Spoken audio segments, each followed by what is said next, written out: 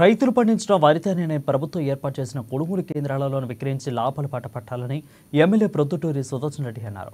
నిజామాబాద్ జిల్లా పోతనపట్టణంలో market committee ప్రాంగణంలో వరిధాన్యం కొనుగోలు కేంద్రాన్ని ఎమ్మెల్యే ప్రారంభించారు. వానాకాలం పండించిన వడ్లను రైతులు ప్రభుత్వం ఏర్పాటు చేసిన కొనుగోలు కేంద్రంలోనే అమ్ముకోవాలని అన్నారు. రైస్ మిల్లుల వద్ద కూడా అధిక ధర వస్తే ధాన్యాన్ని అమ్ముకోవచ్చని ఎమ్మెల్యే సుదర్శన్ రెడ్డి సూచించారు.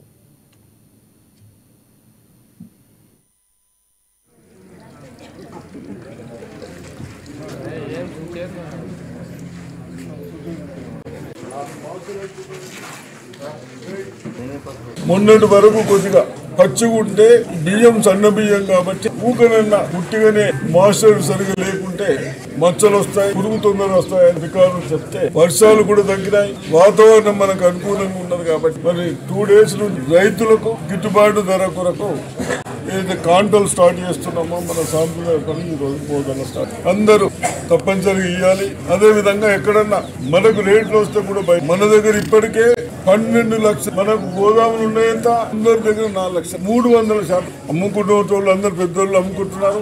కేవలం చిన్నవాళ్ళు ఒక లారీ లోడ్ ఇవ్వలేకపోయి అన్న దృష్టితో ఈ రోజు నిజామాబాద్ డిస్ట్రిక్ట్ కాంటోలు స్టార్ట్ చేసి తప్పనిసరిగా అధికారులు